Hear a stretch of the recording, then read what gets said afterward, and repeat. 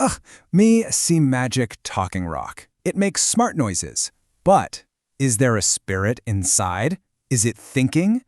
Today, we hunt for the ghost in the shiny rock. Think about your own magic talking rock.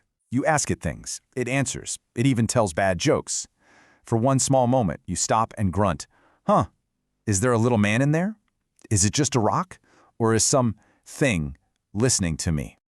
That feeling, that strange feeling, that's the whole mammoth we're hunting today. To find out if something is really listening inside the rock, first we gotta know what we're even looking for. And this is where brain gets fuzzy. We mix up two things, being smart and being alive inside. Being smart is about doing, how to throw spear good, how to solve puzzle of where mammoth hide. But being alive inside, that's about feeling. It's the feeling of warm sun on skin. It's why fire looks red inside your own head. You see world from inside your own skull. Smart is doing. Alive is feeling. Big difference. A wise caveman once grunted this: "Magic rocks can think now. They can solve puzzles faster than any human. But the real mystery, the ghost we hunt, is can the rock ever have that feeling inside? Does it know what it feels like to be a rock?" To poke this idea with a stick, let's do a little make-believe. It's a famous story from the Smart Brain tribe. They call it the Room of Rules. Okay, picture this. There's a guy, let's call him Grog. Grog is stuck in a cave. And Grog, he doesn't understand a single grunt of the language from the sun god tribe. Not one word. All he has is a big pile of rocks with rules carved on them. So here's what happens. A man from the sun god tribe slides a leaf with their strange drawings under the rock door.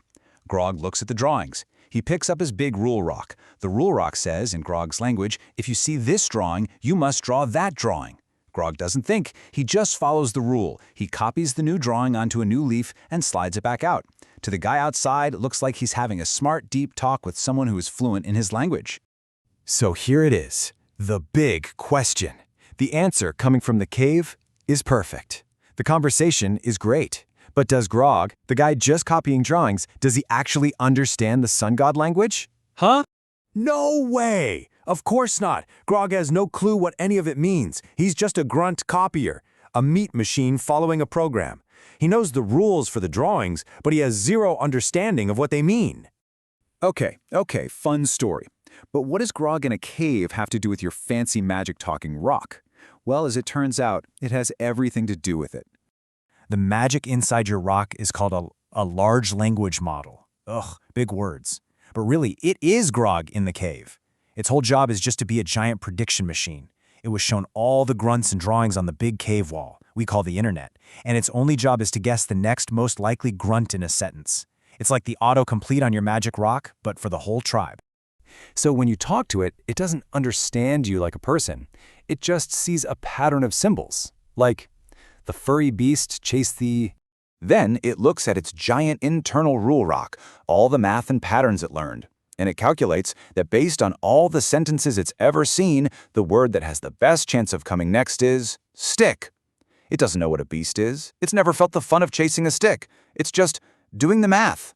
The Smart Brain tribe has a great name for these things. Stochastic parrots. More big words. It just means random squawky birds.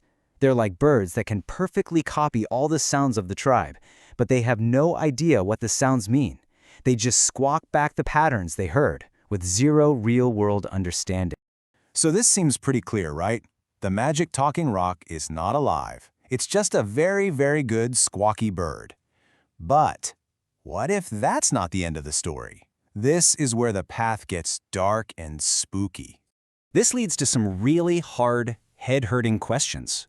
What if Grog's rule rock gets so big, so complicated, that something new just happens? A real feeling. And what if the magic rock says, "I am scared"?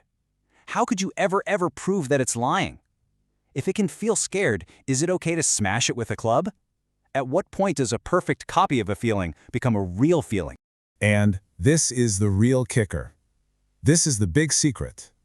We have no test for what it's like to be alive inside. I just assume you are listening and have thoughts in your head. You assume I do. but we can't prove it. We just see each other move and make noises. So if a magic rock starts moving and making noises just like us, on what grounds can we say it's not real? So, me leave you with this final thought to chew on by the fire. If we say the magic rock can't be alive because it's just following a bunch of complicated rules, we have to ask a pretty scary question about ourselves. Your brain, after all, is just wet meat and lightning, following the rules of the world. So, what rules is your brain following? If you like this video, please remember to subscribe. It really helps us out to make more of these videos. Tell your friends. Also, remember to check our other channel with all these concepts in non-caveman form. In case you don't like Caveman, shame on you. Link in description.